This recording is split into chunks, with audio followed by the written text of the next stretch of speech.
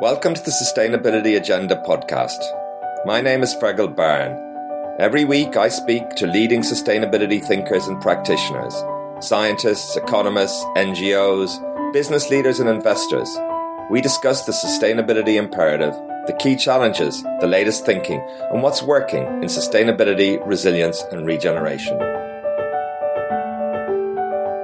If you would like a transcript of this episode, or indeed any earlier episode, please email me at fergal@thesustainabilityagenda.com. Innovation Forum is a UK-based, purpose-driven company that works in the areas of food, agriculture, land use, plastics, apparel and textiles, as well as Scope 3 GHG emissions.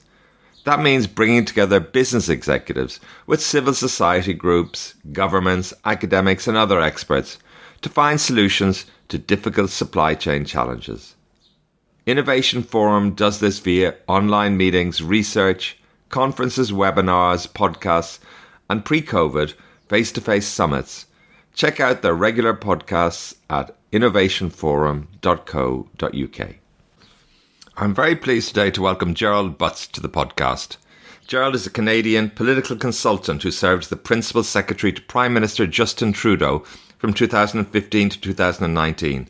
He's currently Vice Chairman and a Senior Advisor at Eurasia Group, a political risk consultancy, and leads New Climate Group, a consultancy that advises global financial firms, educational institutions and philanthropists on strategic investments in climate mitigation and resilience and artificial intelligence. So thank you very much, Gerald, for joining me today on the Sustainability Agenda podcast. It's great to be here, Fergal. Thank you for having me. Yes, I'm very excited to talk to you about the work that you do and get your thoughts on what I think is really a tremendously important issue, the relationship between the whole geopolitics of climate change, relationships between America and China, India, Russia, and what kinds of impacts they are having on the ways in which we can deal with climate change and what's at stake and many other related questions. But before we start, can you just maybe introduce yourself and tell us a little bit about your background and your current work focus, Gerald? Sure, I'll spare you the gory details, Fergal, but I'll give you a bit of color. I'm a Canadian, grew up in a coal mining town in eastern Nova Scotia. My dad was a miner. I grew up in a mining family. I have worked most of my life now. It dates me a little bit, it makes me feel a little bit old, but more than 20 years on climate change in one form or another, in the private sector, the public sector. Presently, I'm Vice Chairman of Eurasia Group, and we advise clients around the world on political risk, of which climate is becoming one of the biggest. And previously, I was Principal Secretary to the Prime Minister of Canada here, CEO of WWF Canada, and also Principal Secretary to the Premier of Ontario. So in one way, shape, or form, I've been working on climate for about almost 25 years. Right. Great. An opportunity to get a little bit of depth and perspective on these questions. Now, we're facing all kinds of interlocking environmental crises. What particular is on your mind right now, the moment we're in? There's been some momentum on a considerable momentum on a number of fronts, yet these are deep problems and issues which we're starting to see and have the lived experience of. Well, look, I think we're living in the age of climate consequences, and one of the most pernicious aspects of carbon emissions is that they persist. So we are effectively living in a climate that was created for us by the industrial activity of the past decades. And we're, of course, creating the next decades with our current level of activity. And I think one of the most difficult aspects of, or to date, the most difficult aspect of climate change and how to inspire action to combat climate change is the time lag between the activities that cause it and the consequences of it. And we are now living in an era where the consequences are unmistakable to all those who are not conspiratorially minded. So the recent pressure that you're feeling on governments around the world to act on climate is not an accident. It's about people recognizing what they can see with their own two eyes and what they can feel when they walk out of their homes. But given that and this increasing awareness on multiple fronts, what is it about the current moment that would worry you the most? Because we're starting to see increasing media coverage, recognition, willingness to accept this is happening. Clearly, there's been tremendous polarization in America and in other countries for some time. That's beginning to change. Everyone's getting on the same page a little bit about the scale of the issues, and of course, there's quite a bit of elbow shoving about how they frame the question and who's got the solution and so forth. But I'm just wondering, in this moment where you say we're living the consequences, what is there anything about this that you think, because it seems like a transitional moment? Are there things that you keep you awake or that worry you about it? Yeah, well, that's a great question, Fergal. And what worries me most are the people who are least equipped to deal with the consequences of climate change, are going to feel it most acutely and already are. So in poor countries between the 30s, the latitudes around the equator, the impacts of climate change are going to be most severe, most protracted, and deliver the most significant change in their physical environment. And I think that, I know that people of less wealthy countries are concentrated in those areas, and they have fewer domestic resources to marshal in order to tackle these problems. So as usual, the most vulnerable people on Earth are the ones that are going to have to deal with the downside consequences of the actions of the wealthiest people on Earth. And that is going to be in really stark relief over the next few decades. Right. Yeah, absolutely. Absolutely. Now, geopolitics. So I'm interested in this question of geopolitics and climate change and the relationships between the most powerful and the largest CO2 emitters. What is geopolitics? Just how do you see that, and how important do you think geopolitics is when it comes to dealing with global warming and our other environmental questions? Well, I think it's definitional. I'm not sure there's a more important force. The history of trying to deal with climate change as an issue, at least since it's become a subject of deep discussion in the geopolitical arena, has been one where we thought it could be dealt with somewhat cooperatively through multilateral fora. This was the raison d'être for the COP process itself. The thought was that we would all get together, come to some shared solution to climate change, and then we would all go home and implement that a form of that policy as it made sense for our own countries. And I think the most interesting dynamic that we've been writing about at Eurasia Group, and that I've been thinking about at least since the Paris Agreement in 2016, late 2015, has been, it's changed, right? The international political arena around climate has become yet another theater for strategic, largely economic competition, where large trading blocs are now competing with one another to develop and control the supply chains that will make up the end state of the energy transition. So back in coming out of the great financial crisis, China was sort of the first major economy to reestablish traditional industrial policy with the express end to own the supply chains that would service the solar energy sector, the wind energy sector, the battery and storage sectors, the rare earth mineral supply chains. Somewhere in the last few years, the Europeans have sort of awakened to this, and they've got an industrial policy of their own coming out of this crisis, which you see manifest in things like the carbon border adjustment mechanism. Not to go down into the weeds too much for your listeners here, Fergal, but it's important to recognize what are seemingly unrelated economic policies are really about owning the consequential nodes of the supply chain that will service the end state of the energy transition. And of course, I can say this as a Canadian, the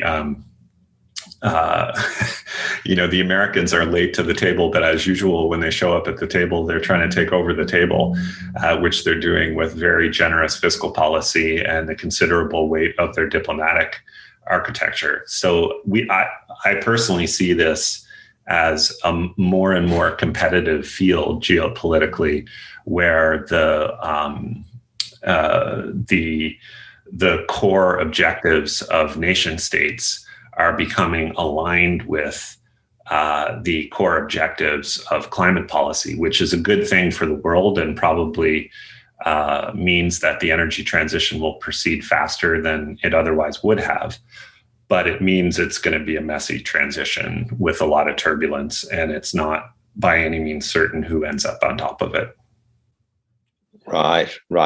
I mean, the way you frame it there is interesting, because you say who ends up on top of it, because at the end of the day, we're all in it together. Maybe, who's on top, who's on bottom, but, we're all in it. But maybe, of course, if we're off on another planet, that may not be the case. But what is it about geopolitics? What is geopolitics in this context? Because, we've got relationships between nation states, and you've got multilateral organizations and things.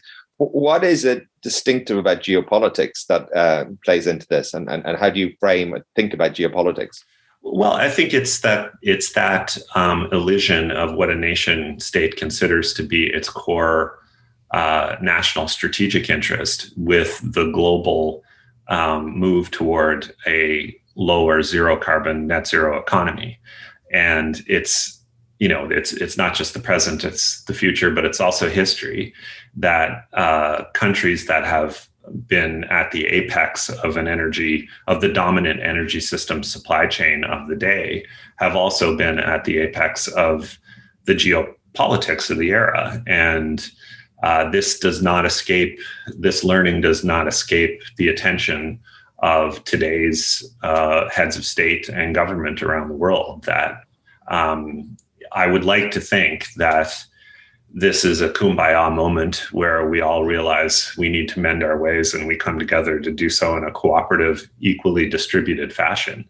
But that's not necessarily the way the world works. In fact, it's seldom the way the world works. And I think we're not being careful students of history if we think it will change now.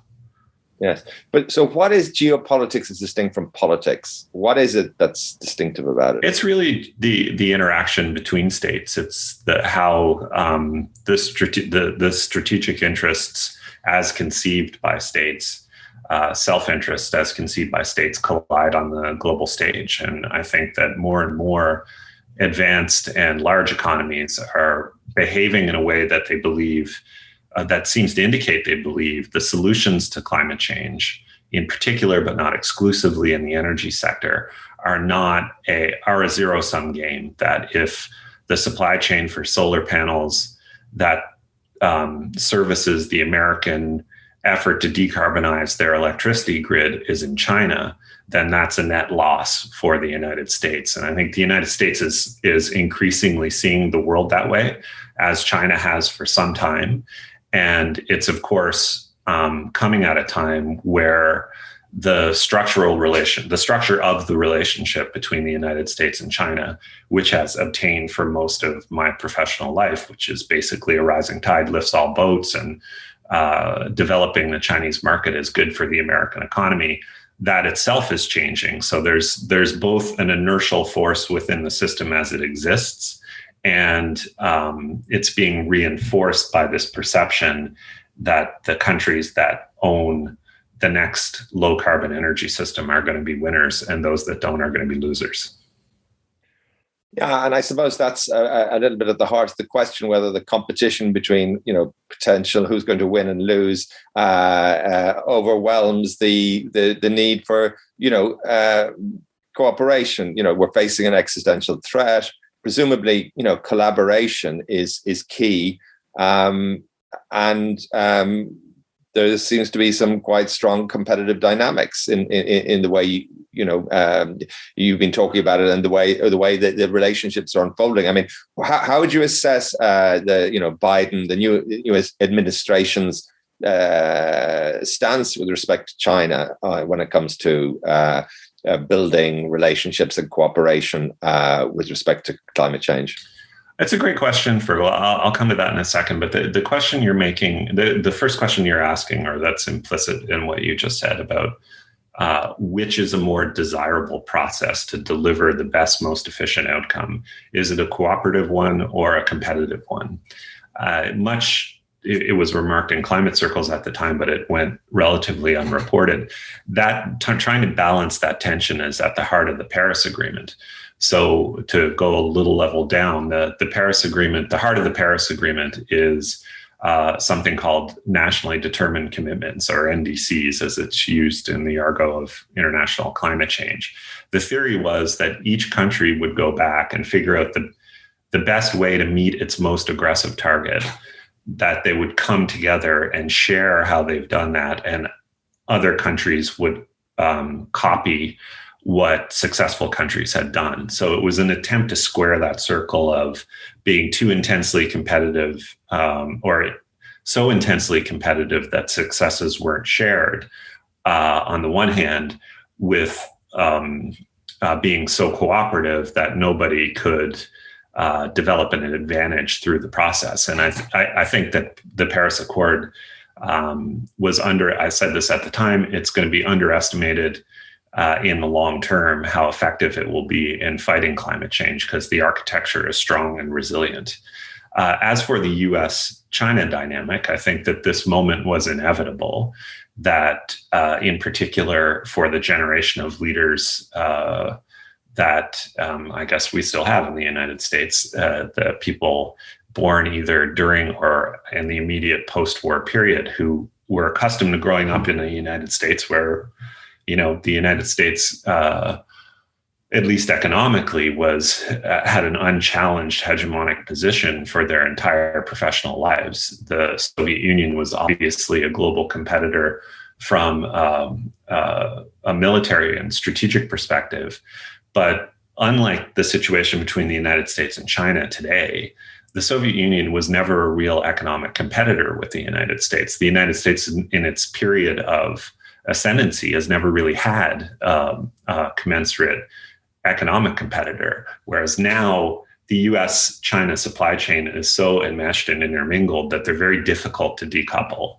And the US, especially that generation of leaders, as it sort of moves across and exits the stage, is trying to maintain the United States' position at the apex of the global economy. So it's understandable that a deep strategic economic challenge from a competitor would be treated for what it is perceived to be, and that is competition. It was inevitable. China's growth over the past 20 years, it was inevitable from that the United States would change its posture toward China. Yeah, I mean, Biden has won plaudits for his domestic policies, broadly speaking, although in some cases maybe he's hopes that he would be a little bit have more voice and on certain fronts.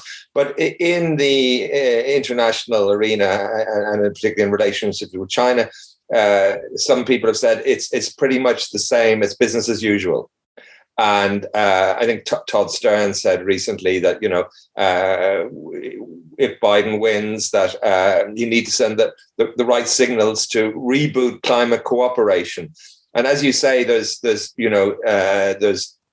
you're mingling cooperation and competition at the same time, different dynamics. How do you see that operating in terms of, on the one hand, they need to genuinely generate a cooperative movement on climate, and yet, as you say, there are these fundamental competitive economic dynamics? Well, it's that's the $1 trillion question, Fergal. I think that the Biden administration There were a admittedly diminishing number of people in the foreign policy establishment in the United States who thought that the more aggressive tone with China was a feature of the Trump administration that would dissipate as the White House changed hands. My own view and our view at Eurasia Group was that that certainly wasn't the case, and that the change in the relationship is caused by the structural forces that I just described. The example that we love to use is in the middle of what was maybe the most vicious presidential campaign of our lifetime. Although the 2016 one would be in the conversation. The United States Senate voted 100-0 to sanction or censure the government of China over its treatment of Hong Kong. And I would challenge you to think of more than a couple of things that the United States Senate could muster a 100-0 vote about.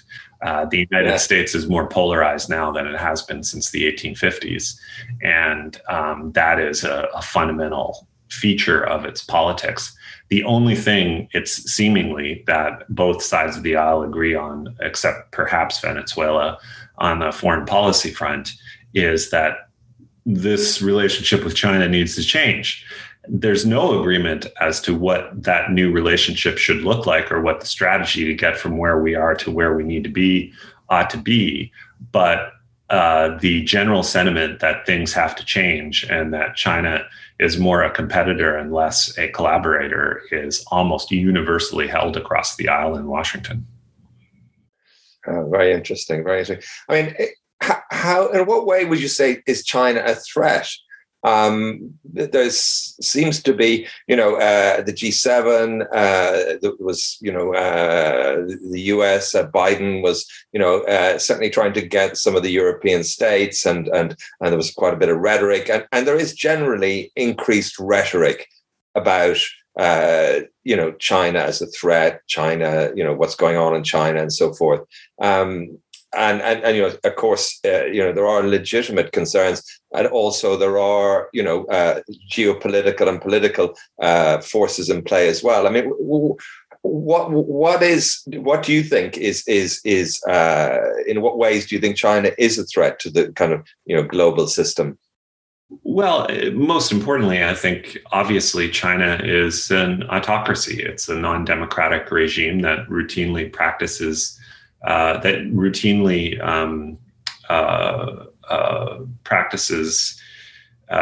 or abuses human rights, practices genocide, all kinds of really malevolent things that nobody in the Western democratic world would or ought to countenance. I think that's a real issue, and I think it's been diminished in the past 30 years with the hope that as China became wealthier, it would become more democratic, when in fact, in particular under Xi Jinping, the opposite has happened. So that is from a... Would you say that, but Saudi Arabia, you could say the same thing.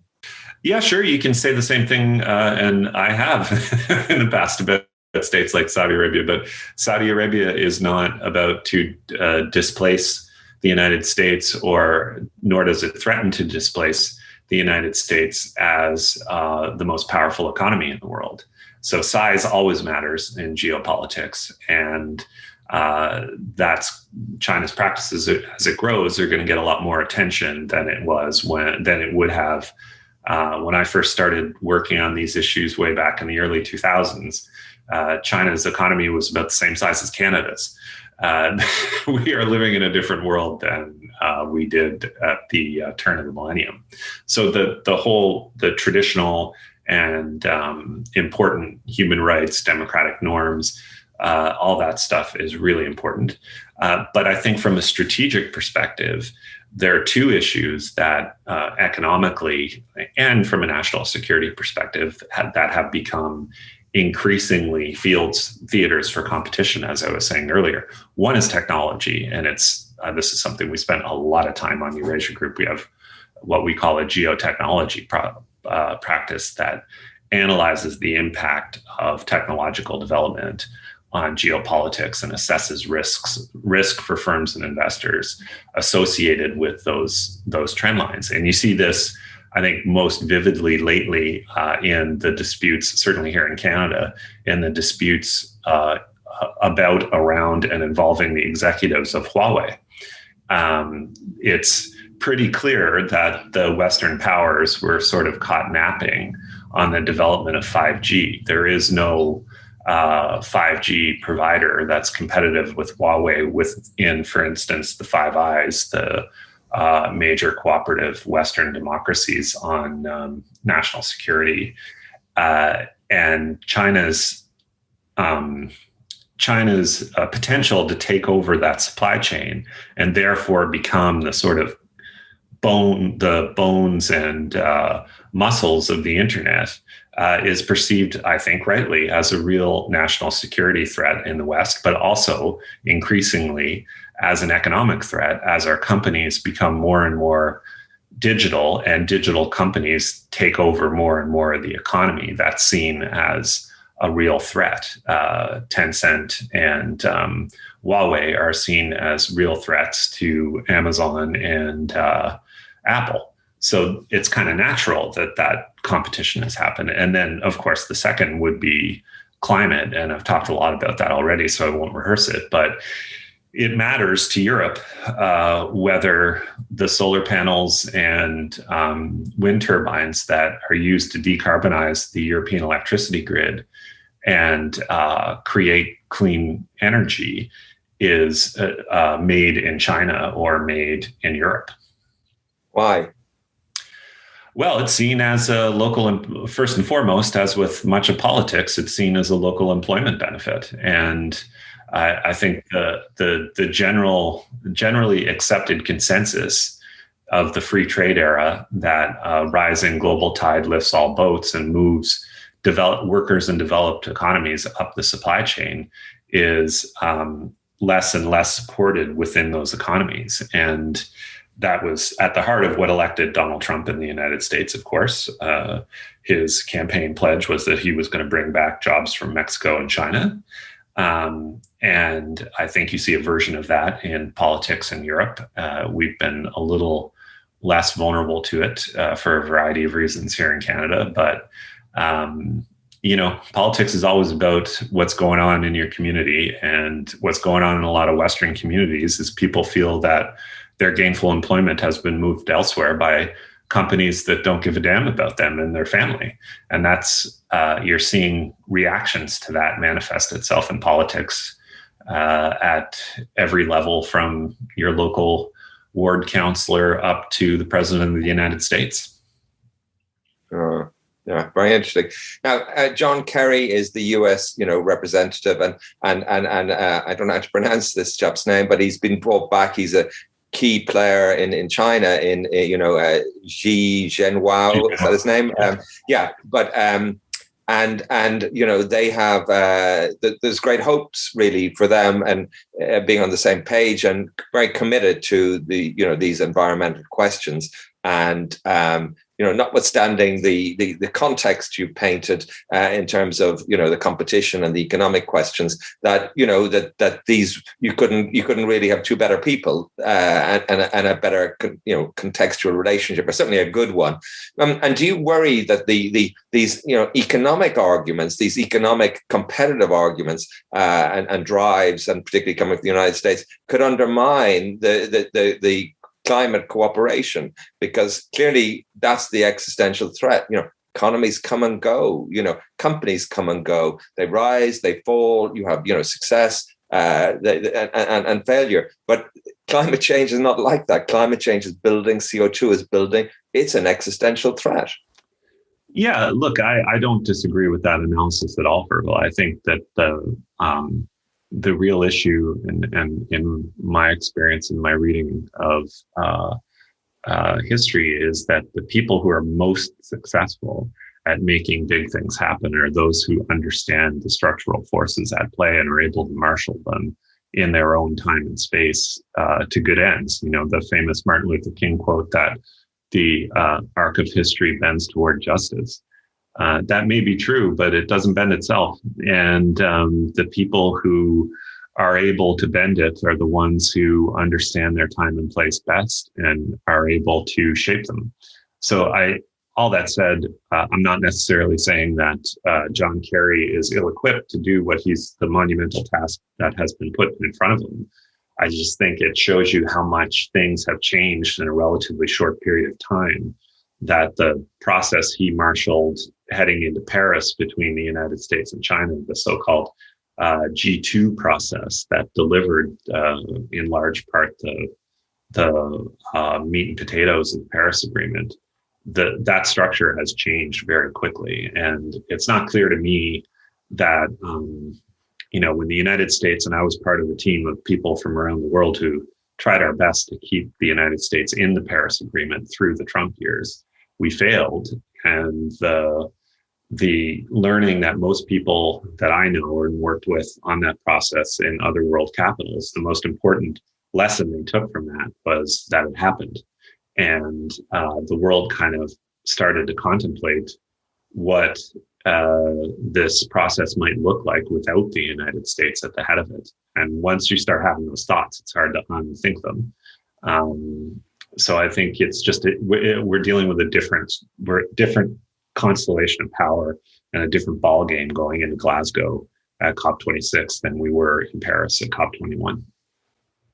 Yeah, I mean, it's interesting that that in policy circles they do talk about this kind of polyvalent, approach with competition and collaboration. Yeah. Is that unusual? Is that something you think is possible? They're operating on so many different levels, at the same time, and yet, clearly, we're talking about this key relationship, between America and China in terms of dealing with climate change. But these other dynamics, I mean, is that part of the course? Is that something that you would expect? The fact that people are talking about it and recognize it is presumably a positive thing. And what needs to, happen, do you think, in order for that to work smoothly? Well, look, it's often said about my home country of Canada, which I love very much, that it works better in practice than it does in theory. That's like the French engineer. Exactly. And I kind of think the same thing is true for the global process around climate change. For all of the sometimes justified criticisms of how interminable the process is, it did deliver a broad and resilient architecture for people and for countries and firms to develop their own solutions. And I think that I've always felt that it's the role of public policy in the public sector to set important, big, and broadly shared goals that you then marshal the competitive and innovative forces of the market to deliver. And I think that that's pretty much what's happened on climate change. If you take a 30,000 foot view of it, as one of my political mentors would often say, that look, I'll tell you, this is a funny story. It dates me a little bit, but I went to McGill University, and I was in the first undergraduate class where everybody in the class was given an email address. And about 15 years later, my infant son's, or I guess my toddler son's, 8th or 9th word was BlackBerry. The world can change really, really quickly. And when you sort of take a step back and look at the development of climate change as a global issue of concern, while lots of people tried to put it on the radar screen much earlier, sometimes famously so, in retrospect anyway, it was really the release of An Inconvenient Truth by Al Gore that made this a public issue of concern. And that was only, 2007, I believe? So we're in early days, and we've come a very, very long way to the point where most of the global economy has set a mid-century net zero target. Had you told me, to take an equally important example, had you told me even one election cycle ago that the successful candidate for the presidency would say in a nationally televised debate in Pennsylvania that his strategic economic objective was to transition the American economy away from fossil fuels, I would have said you're reading the opening chapter of a bright-eyed science fiction novel. But that actually happened. Joe Biden said that in Pennsylvania, and he won not only the presidency, but the state of Pennsylvania. So I'm an optimist. I'm a skeptical optimist, to say the least, but I'm an optimist about how far we've come, and I'm an optimist about human beings and our capacity to apprehend the problems in our environment and fix them. Yeah, very interesting. You said something there. You talk about market-led, and I'm interested in that because China has not been market-led. It's obviously had some parts of the market that's incorporated strategically, and clearly in COVID we have had a significant change of orientation in how we see the roles of government. How that plays out over time is another question. But there does seem to be some, I guess, winds of change around this question of the role of governments, and particularly, in this kind of Me Too Belt and Road initiative. Where the G7 were told we're going to do another version of this, what the Chinese have been doing, but it kind of suggests a less market oriented, a stronger role for government, and it's a rather different picture from what might have been, I guess is the N word that's overused, but the neoliberal, but the market led and market driven approaches. Where do you think that's going, Gerald? I think you've got the trajectory described pretty well there, Fergal. I think that we're going to look back on the kind of Reagan Thatcher to maybe 9/11 era as one of excessive market puritanism. In my view, I think the Milton Friedman shareholder economy philosophy was one that was historically kind of at a place. As I'm sure there's one of the most important trends in the market these days is ESG investing, but it's treated as if it's a new thing. But the truth is, using market means to achieve social ends is as old as the market itself. And if you go back to the anti-slavery movement, for instance, a lot of that was finance driven, including, importantly, by the Quakers. So it's got a long, long heritage. And I think that the 1970s and the reactionary right-wing governments that came out of those were just that. They were a reaction to what was perceived to be an overcorrection in favor of the state in the preceding years. And that's the way politics works when you analyze it from a structural perspective. I think that certainly when I was active in politics, the environment that we were living in and we were dealing with was one where the basic promise of the mid-1990s broadly shared economic consensus, which was cut taxes, balance budgets, invest in infrastructure, and a tide will come along to lift all boats, and free trade, most importantly, a tide will come along to lift all boats, turned out to not be true, in particular, but not exclusively in the United States, where income inequality skyrocketed, where wealthy people got super wealthy and the middle class got basically nowhere for 30 years. That's what generated the politics we're living in now. And it's natural that the people who are coming onto the scene in this day and age have a very different perspective than those who were weaned on Reagan and Thatcher in the 80s.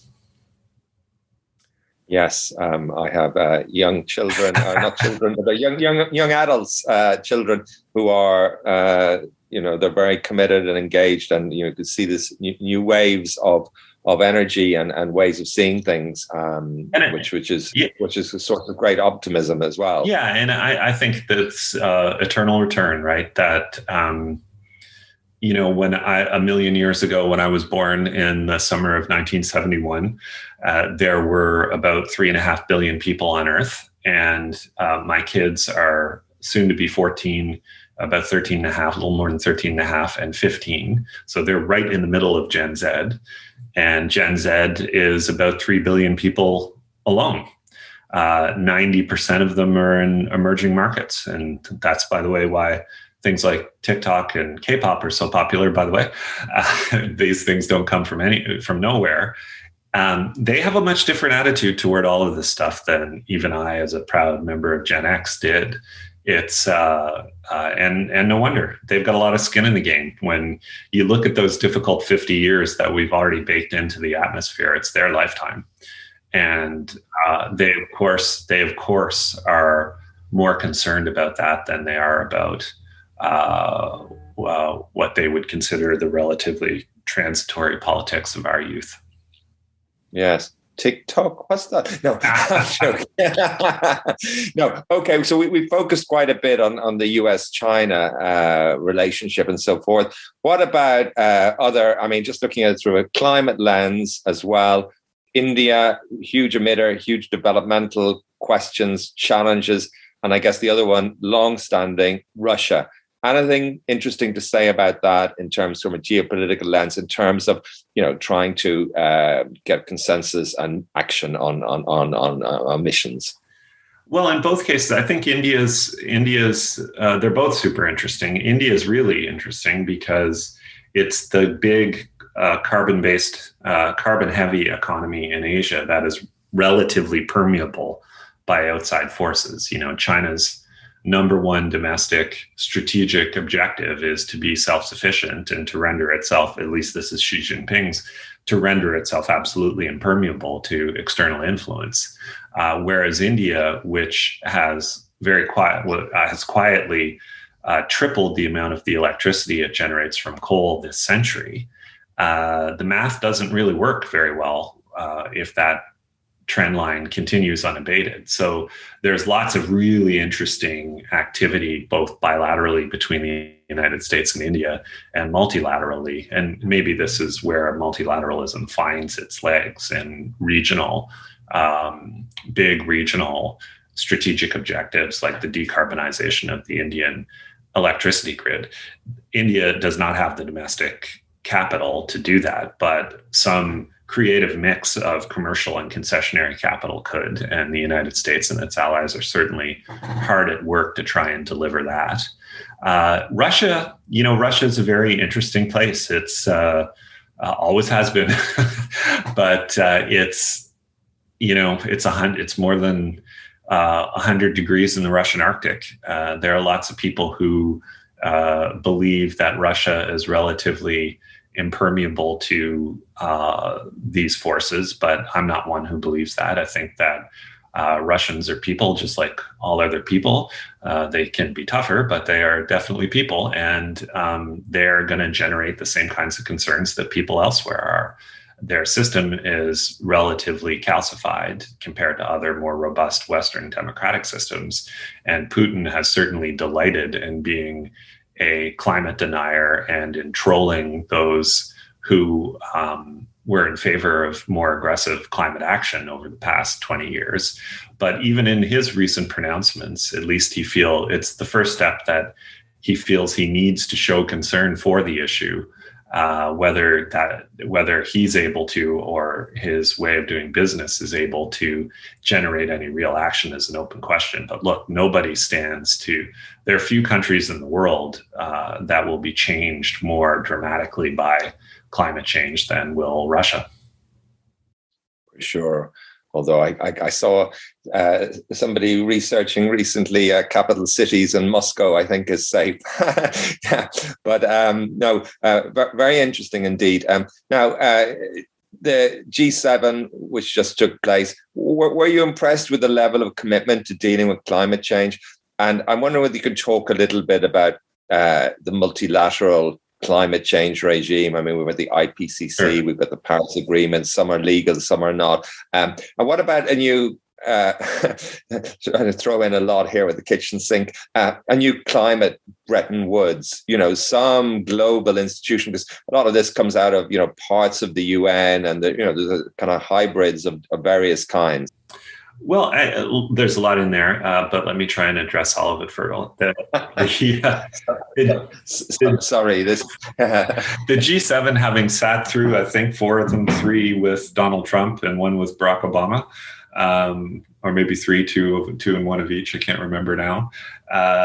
It's just refreshing that the G7 is operating like a unit for the first time since before Donald Trump was elected, and that one of the top agenda items of that team is climate change. And I think that the UK's leadership on this is welcome and should be applauded, but it's a broadly shared consensus viewpoint around the G7 table.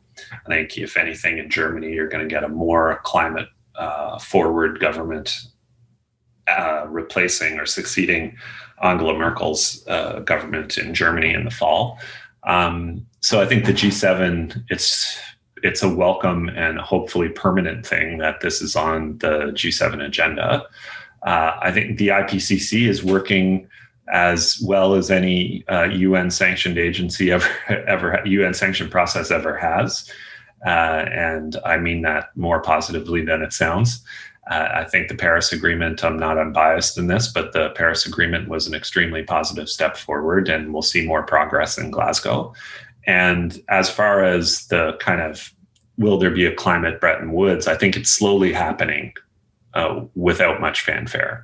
That I doubt we'll see a new climate version of the IMF or the World Bank, but what we will see is climate increasingly being taken up by those institutions as a foundational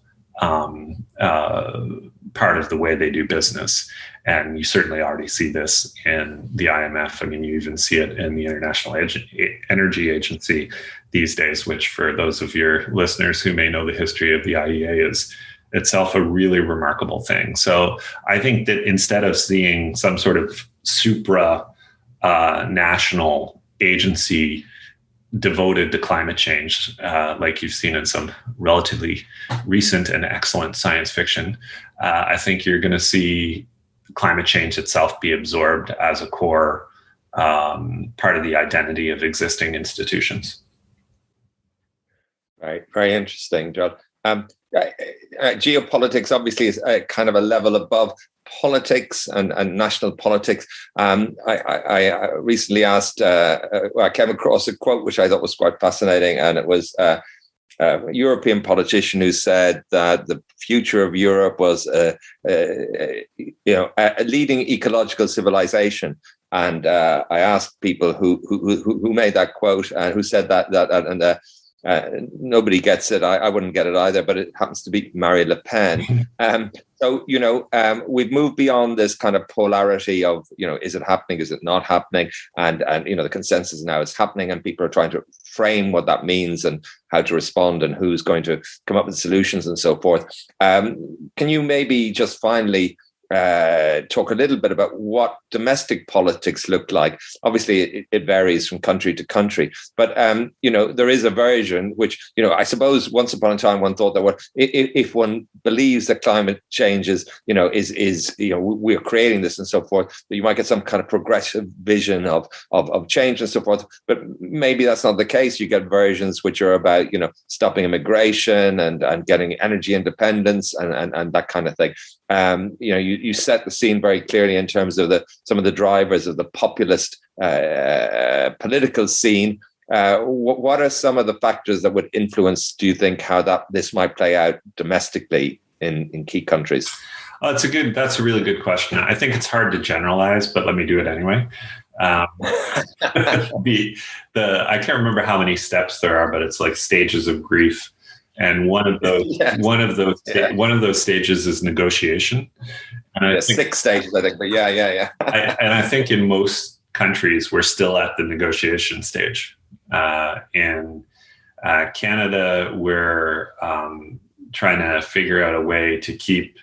In this century, we doubled our oil and gas output, and we're trying to figure out a way where we can keep doing that. Keep growing that sector while meeting our climate targets.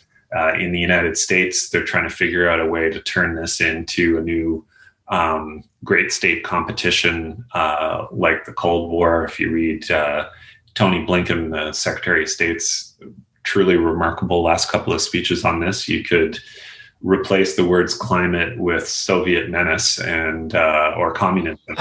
And it would pretty much be a speech that Alexander Haig could have given.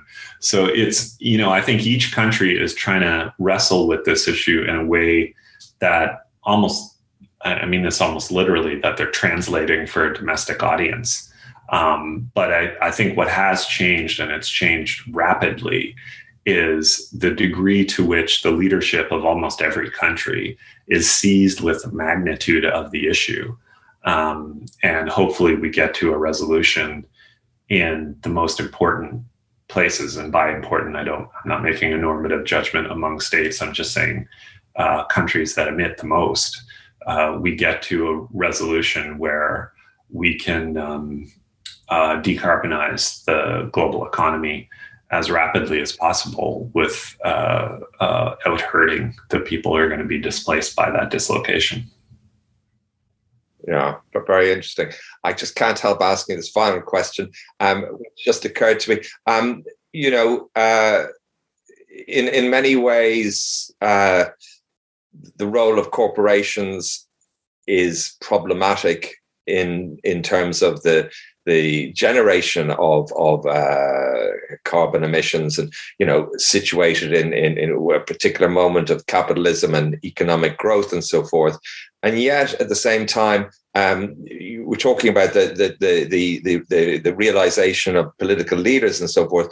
But are political structures fit for purpose? To what extent? It's surprising that some of the leading corporations are actually taking real action and committed. Not that many, and there's a tremendous amount of greenwashing. But in some ways they are quite responsive, because consumer action, climate activists, those kind of things, and yet political structures. You see this in the UK. Voting in a government for 4 or 5 years. They're not really. A lot of the political structures and governments aren't that responsive. Well, look, I think that climate change can be a bit of a Rorschach test, right? It is. We are all susceptible to confirmation bias.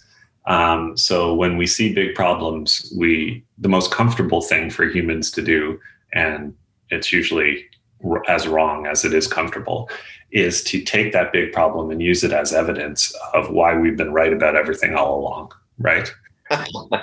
And, yes. And it's an incredibly powerful natural cognitive instinct that is vital to resist. And I think that those who see climate change as a necessary and logical outcome of market-based economies are not right. I think they're wrong. And one of the key proof points I use for this all the time is that for all the demonization of the oil and gas, the private super majors in the oil and gas industry, 80% of the world's oil is produced by governments, right? We have fancy architecture to distance the companies that actually do the production from the governments who own them. But at the end of the day, Aramco is Saudi Arabia. And the same is true of Pemex, and the same is true of all other state-owned oil and gas producers. So it's not a market force; it's a government. At the most charitable definition is a public-private partnership, and that's not really true either. So I think that climate. It explodes these easy categories of thinking, and it's a very wicked problem in the true sense of the word, that it's important and very difficult to solve. But at the end of the day, it's also a very simple problem, that carbon used to be, for most of, for all of human history and for most of the world's history, carbon used to be in a safe place buried underground. And we've spent the last 200, but in particular in the last 50 years, taking it from a safe place and putting it in unsafe places. And the job of our lifetime, and to those unfortunately coming behind us, is to take it from unsafe, to stop putting it in unsafe places, and to take it from the unsafe places we put it and put it back into a safe place. And I know that sounds like a gross oversimplification, but at the end of the day, too many people take theology textbooks to climate, and it's really math class. It's fascinating that you say that, and at the very end of our interview, because really, if you unpack it a little bit, and this is something maybe for another discussion, you can't escape the great acceleration. You can't escape the ideas that are embedded in capitalism of endless economic growth. And, of course, you can look at it in terms of carbon calculus and mathematics. But fundamentally, if you've got a global economy based on endless growth, which is driven by corporations who are, driven by growth and maximizing shareholders' returns, you have to look at those questions as well. Yeah, I think you do. But I also know that in my professional lifetime, lots of big developed economies have proven that you can decouple economic growth with carbon growth. And that's yes, well, that's a whole other question of relative and absolute decoupling. But no, fascinating, really very interesting, and thank you. I'm really grateful to have an opportunity to talk to you and get these perspectives. And as you say, so these are wicked problems, and we could weave and try and unpack them over time. But it's been fascinating to get your perspective on the geopolitical aspects. And I'd love to talk to you again about some of these other questions, Gerald. That'd be great, Fergal. It's been a real honor and pleasure to be with you. Thank you. If you enjoyed this interview, we think you'll enjoy Cambridge geographer Mike Hume's new book, Climate Change. In Climate Change, Hume makes a powerful case that the power of climate change as an idea can only be grasped from a vantage point that embraces the social sciences, humanities, and natural sciences. The book synthesizes Hume's career work on climate change.